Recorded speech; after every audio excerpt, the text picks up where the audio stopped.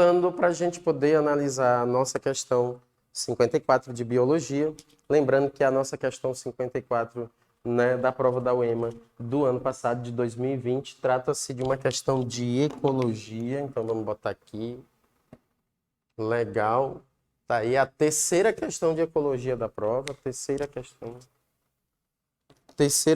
de ecologia da prova, questão 54, terceira questão de ecologia da prova.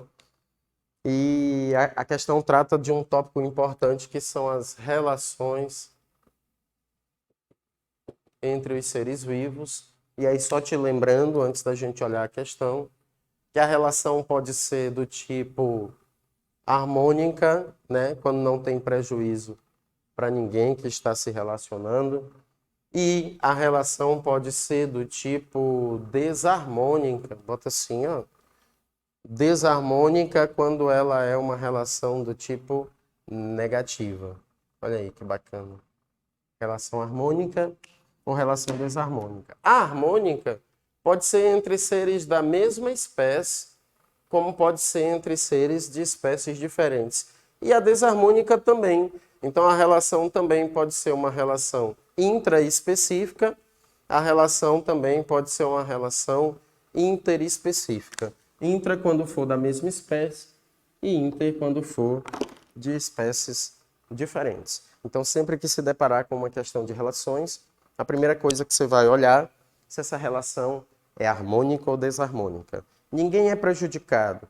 Legal. Ah, professor, tem alguém na relação que não ganha nada com ela. É prejudicado? Não. Então, continua sendo harmônica. Só é desarmônica se causar prejuízo para alguma espécie que estiver se relacionando. Do contrário, sempre harmônica. Aí você vai observar, depois disso, se os seres que estão se relacionando são da mesma espécie, ou se eles são de espécies diferentes, né? Se forem da mesma espécie, aí relação harmônica intraespecífica. Se forem de espécies diferentes, relação harmônica interespecífica. Tranquilo? Vamos dar uma lida agora na questão. Questão 54, prova da UEMA 2020. A Baixada Maranhense é formada por planícies baixas que alagam no período da chuva, criando enormes lagoas. As principais atividades econômicas da área apoiam-se nos recursos pesqueiros abundantes, nos lagos, nos rios da região e na pecuária extensiva. Nesse setor, a maior concentração de gado é empregado na bubalinocultura, né? Seria a criação de búfalos, no caso, né? Em razão de os búfalos serem os animais mais bem adaptados às condições da região. Na região da Baixada Maranhense, os búfalos alimentam-se de partes das plantas, não chegando a matá-las. A observação aí, não chegando a matá-las, é fundamental, correto? Esta é uma importante relação ecológica, visto que, ao comer as plantas, os animais assimilam a energia captada da luz solar, que é transferida aos demais níveis tróficos de uma cadeia. Em contrapartida, há pássaros, normalmente pequenas garças, que se alimentam de carrapatos e outros parasitos que vivem no dorso dos búfalos, com isso livrando o animal desses hóspedes indesejáveis, né? No caso, a relação do carrapato aí, nitidamente, seria uma relação de parasitismo, né? Assim, a relação da ave com o búfalo seria uma relação positiva, mas que não existe entre eles um grau de dependência, então não poderia ser um mutualismo, não poderia ser uma simbiose. A relação é facultativa, ela existe, mas pode deixar de existir a qualquer momento, né? Assim, e ao se alimentar de plantas, não tenha dúvida, né, que um animal que se alimenta de planta está realizando sobre ela um predatismo. Como a relação é animal, né, vegetal, aí se chama de herbivorismo, seria o termo correto. Então, a pergunta é, os tipos de relações ecológicas entre os búfalos e as plantas? Tranquilamente, herbivoria. Está ali na letra D, herbivoria. Poderia ser a letra A? Poderia. Se tivesse predatismo, não está errado, visto que a herbivoria é um tipo de predatismo. Também, extremamente importante lembrar. Mas você iria ali porque é específico. Herbivoria, não é?